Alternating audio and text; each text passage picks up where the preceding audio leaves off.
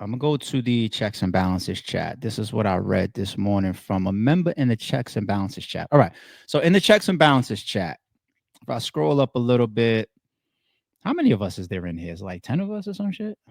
I forget. But in the checks and balances chat, I see where is it? All right, I see this breaking news. The State of Union. This is a thumbnail with Geechee got it. Geechee addresses the ghostwriting controversy with Danny Myers, Jaz the Rapper, and Miss Hustle. Okay, we got that in there. I see this one from Polo. Thumbnail with Jaz, Hustle, and Keo in the thumbnail. And then the title says Miss Hustle and Jaz heated shots plus leaked Keo convo Danny wrote for Jaz the Rapper, question mark, audio. Um, and I think there's more if I scroll up higher related to this topic. Here's one from Double R. She posted somebody. This is on OTF. Somebody posted Robin tweeting, "It's actually a flex when you know they got a ghostwriter. Imagine beating Prep, Quantum Physics, Hemi, and Danny with your own material that you wrote."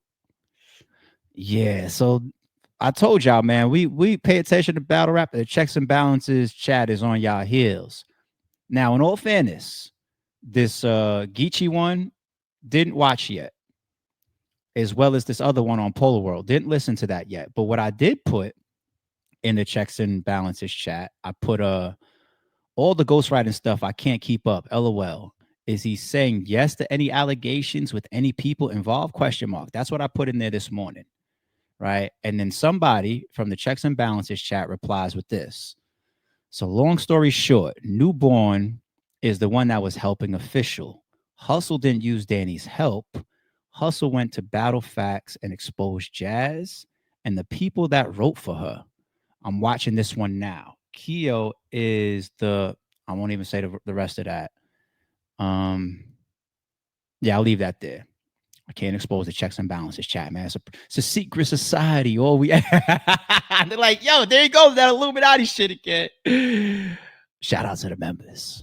All right, two topics there. I'll save my position on the ghostwriting allegations for a second. First, I want to talk about Keo in the center of all of this. Okay. If you listen to the right interview, you might hear people reference Keo and bloggers. I've heard this within the last 2 weeks myself. Reference Keo's like, you know Keo, right? The guy that podcast with Danny Myers, as well as the guy that kicked up a big controversy between URL and RBE. So hi, I'm one of those people that was involved in that. That's me. Before I get into my Keo history, if you remember, the way I went about that was I put out a video, and I think the title was like, it might have been a sarcastic title. It might have been. But what I did in the whole video was I posed a question to URL and I think Beasley. Right? I posed it as a question. And I kept saying, did you do this? Answer the question. Did you do this? Now, of course, people will take that as you are implying that it happened. And maybe I was, maybe I wasn't. Right? I ain't trying to be up here and be fake with y'all at all, right? So I kept posing the question, did you do this? Did you pay this guy to not cover RBE? Did you do this, right? After that, later on, I remember Beasley did a space or an interview. I think it was an interview with Frank, the sponsor Frank. And Beasley almost never curses. He never raises his voice in interviews. He always tries to come across like a politician. Always very selective with his words and his answers. But when they got to that topic, when I believe Frank asked him, did you ever pay to have promotion or media coverage stopped from any platforms or whatever? You could hear Beasley's passion finally turned on, right? The stuff the way he might talk or act outside of a camera, right? He started cursing. He turned up a little bit. Nah, that's bullshit. There's no evidence of that, blah, blah, blah, blah. And then I responded to that. And if y'all remember, my response to my video said, I apologize to URL, right? And what I did was it was tactical, but it carried truth and still some alleged expose. And what I did was I said, I apologize to you for never coming to the table with evidence or proving that what Keo drummed up between RBE and URL was true or not. So as a man, I apologized for that. And then I started going through a bunch of other footage and stuff saying, now will you apologize to me? And I brought up things like the Murder Mook press conference and this screenshot and this moment and this time here with Swave 7 when he's interviewing DNA. And I brought up a whole bunch of stuff and said, because at the time, and shout out to you, Beasley, right? At the time, what Beasley did was he was hanging his hat on that, right? Because that one he felt that he can confidently stand on. It's like, I didn't do that with Keo. I don't give a fuck about what y'all say about me. I didn't do that. And I was just like, no, no, no, no, no, no, no, sir. No, sir. I'm a little bit smarter than that. You're not going to hang your hat on that, right? Let's say one thing allegedly is false. We're not going to then allow you to turn that into these other 50 things that are already proven to have evidence that, they would get washed away as well. No, I'm going to apologize for that. And I'm going to remind you of this. So let's do it. Right. And it was what it was. Our typical narratives back and forth, proving what's happening behind the scenes. Water under the bridge to both of us at this point. Real talk. Water under the bridge for both of us. We literally have said this to each other, that it's water under the bridge to both of us. Okay. We said that to each other this year. All right. In 2025. It's water under the bridge. And I'm carrying that energy. I don't care. But as it related to Keo,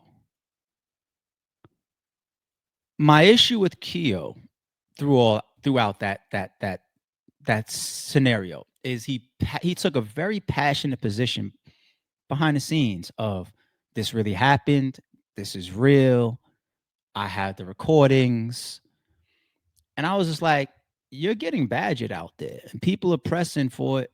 Why wouldn't you put it out then? Oh, why would you let everybody call you a liar? And he was saying, I don't want to get sued because I believe that URL would sue me for putting out the audio. Right. That's what he's telling me. And eventually I left it alone and I distanced myself from dude a little bit because I don't know. Well, I do know. It was very, very flaky the way he was carrying himself, and I was just like, it's not even about picking a side. It's about picking your side in this situation here. Like, stand up for yourself, you know? So when I saw the flaky nature of it, I just distanced myself. No disrespect to the man. I just distanced myself a little bit. I was just like, all right. And my initial even getting in touch with him or speaking with him was, I'm in battle rap and he's battle rap media. So eventually I crossed paths with a lot of people and he was included. And when that came about, I started to speak with him about it. Like, so wait, what happened here? What do you know? What's this? Okay. So he never fully stood on it, you drummed it up, you said what you said, and then when it was time to stand on it, you cowered a little bit. And then later on, like, there was one time he texted me something, and then I said, well, why would you tell me that? And you say it to them, or say it out loud. And he replied to me, nah, me and URL are now getting back on better terms. So I want to keep the positive energy. I was just like, first of all, they don't fuck with you at all. So what do you mean? Like, are you running around like trying to be? What do you think being their friend is going to get you? Like, what is that? And I was reading that like, what? And I know I'm very different than a lot of people that I interact with or interacted with in battle rap. I just stand way more sturdy. So I don't have super high level expectations for people to say, this is what it is and this is how I stand. And I don't want people to feel like it's about taking up for me, because I obviously defended my damn self very, very well over the years in battle rap. Okay.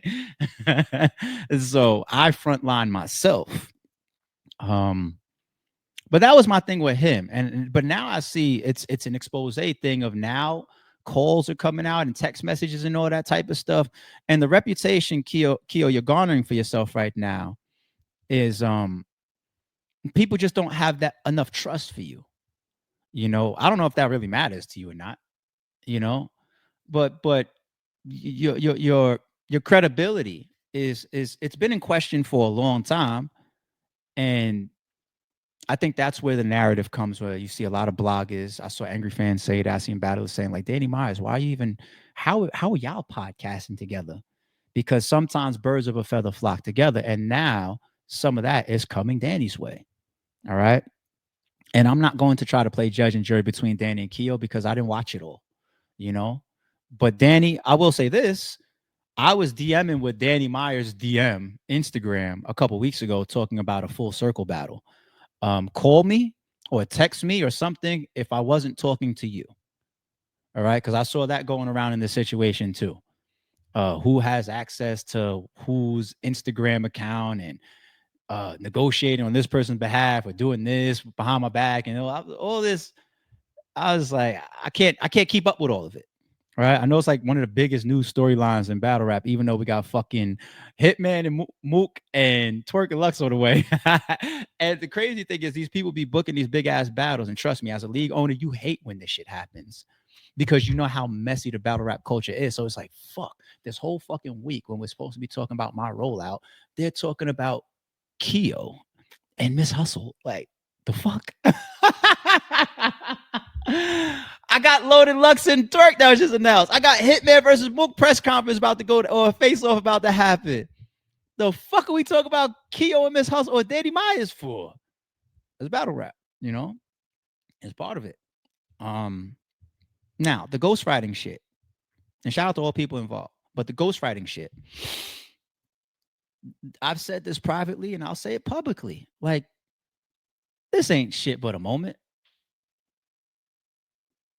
What are we gonna give this? Another 48 hours, maybe a week if the content continues to roll in behind it. And I ain't mad. I do content too. I trust me, my fellow bloggers, I get it. I know what's up. I'm ain't no hate in my blood at all.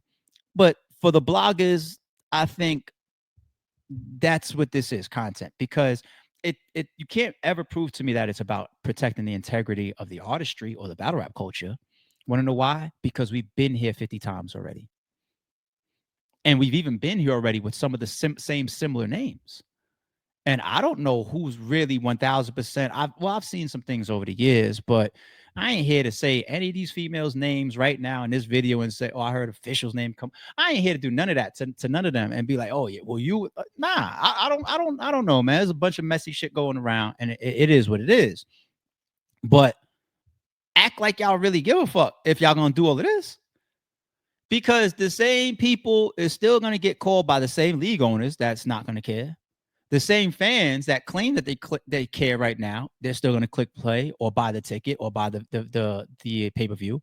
And the same bloggers that act like they give a shit too. Let them get announced for something big, whatever, they're going to cover it. Like let's say I'll use Official. Shout out to Official. One of my favorite female battle rappers, right? Has a classic on RBE, Official versus QB, right? Let's say it gets exposed, hypothetical, I'm making this up. Gets exposed a week from now that Official's last 3 battles, she didn't write a single bar in them. Let's say that comes out, okay?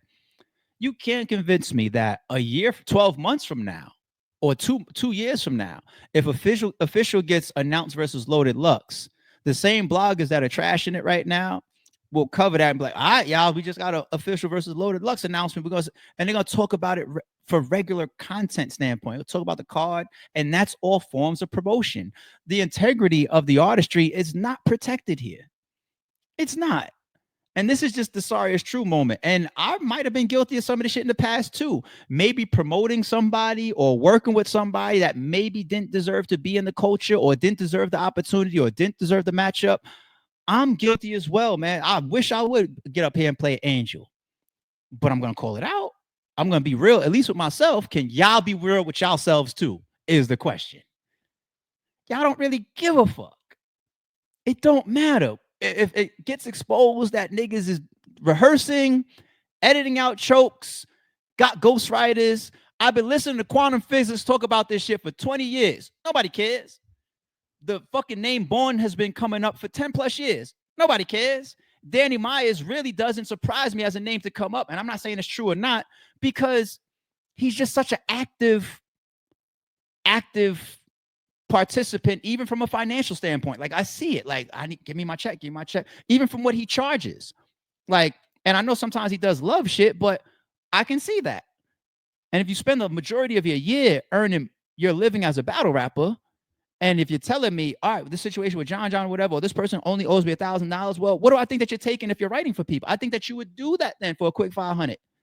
You know what I'm saying? Like, you sometimes you could see it in somebody's financial patterns. And I'm not saying that's a bad thing. Get your bag, Dan. That's my nigga. I'm just saying, like, I could almost interpret it like that makes sense, especially when Danny's involvement here from a writing standpoint. What I'm hearing isn't that no, this screenshot is fake or he never. I'm just hearing that I didn't use the verse, so I'm just like, wait, in what world do people just send random people verses or rounds like that? That's weird. No, and I ain't that ain't no coming at no, like that's my nigga too. You know, we had our little funny shit over the years and shit. Shout out to Hustle. That's my girl. I love Hustle. Hey Hustle. I love Hustle. You know what I'm saying? Hustle's one of the greatest. She's a Mount Rushmore. I'm just talking about the accusation and the shit. Okay. And it's just like, so it kind of shows like, all right, if we're gonna talk about Quantum and Born, Danny could be in that bucket too. We just pretty much got that validated by saying he sent the verse, but I didn't like that just got validated. And there's other names that have been coming out over the years as writers as well. And female battle rap has unfortunately been horrendously tainted by it. The girls call each other out all the time. I just read the shit that they put in the chat. The shit with Robin saying what she said, right? Jaz in her epic rant was trying to expose certain things, right? Who else? I feel like it comes from the girls and the battle rap is in the space year round. Then the bloggers are gonna cover it, and then you got other shit, and then the battlers that are behind the bars sometimes come out and say things. We heard Prep's name. We hear all this shit, and nothing's gonna change behind it other than a week of entertainment. Sorry, it's true.